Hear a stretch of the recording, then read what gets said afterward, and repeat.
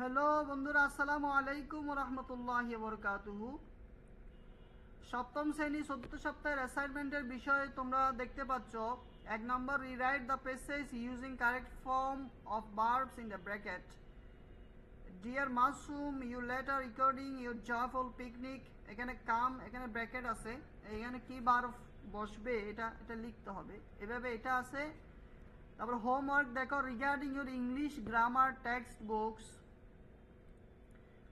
বুক page 83 থেকে 89 পর্যন্ত, যেখানে সেকশন বিতে 1, 2 এবং 3 এই তিনটা আছে, ওগুলো সলিউশন করে জমা দিতে হবে। 2 নম্বর দেখতে পাচ্ছ প্রিপোজিশন, এটাতে on, beside, at, about, in, of, into, এগুলো যে ফিল ইন দ্য গ্যাপস আছে এগুলা উত্তর দিতে হবে। এখানে দেওয়া আছে, তোমরা দেখতে পাচ্ছ, এটার উত্তর দিলেই হবে। ইংলিশের অ্যাসাইনমেন্টের জন্য প্রথম হলো তাহলে কারেক্ট ফর্ম অফ ভার্বস। 2 নম্বর হলো তোমার সেকশন বি 83 থেকে 89 পেজের বি নাম্বার সেকশনে 1, 2 এবং 3 এর সলিউশন করতে হবে। 3 নম্বরে হলো প্রিপোজিশন, যেটা একটা প্যাসেজ দেওয়া হয়েছে।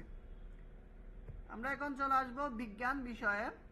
বিজ্ঞান তোমরা দেখতে পাচ্ছ লিথিয়াম, পানি, খাবার লবণ, কার্বন, চুন, নাইট্রোজেন, পটাশিয়াম, অক্সিজেন, আয়োডাইড, লোহা, ক্লোরিন ইত্যাদি কিছু পদার্থ। প্রশ্ন দেখো, মৌলিক পদার্থ কাকে বলে? অণু, পরমাণুর মধ্যে পার্থক্য লিখো।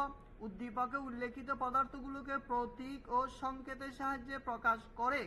মৌলিক পদার্থ, যৌগিক পদার্থ আলাদা করো। উল্লেখিত পদার্থগুলোর মধ্যে কাকে সার্বজনীন দ্রাবক বলা হয়? কারণ বিশ্লেষণ করো। একটা সংক্ষিপ্ত প্রশ্ন দেওয়া হচ্ছে, চিনিকে কেন যৌগিক পদার্থ বলা হয়? এটা তোমাদের বিজ্ঞান প্রশ্ন। এরপর হলো বাংলাদেশ ও বিশ্ব পরিচয়। বাংলাদেশ ও বিশ্ব পরিচয় দেখো, 1 নম্বর প্রশ্ন, একজন নাগরিক হিসেবে নিজেকে গড়ে তোলার ক্ষেত্রে তোমার যা করণীয় আছে তার একটি কর্মপরিকল্পনা তৈরি করো। তোমার এলাকায় নির্বাচনের সময় যেসব নির্বাচনী আচরণবিধি পালন করা হয় তা বর্ণনা করো।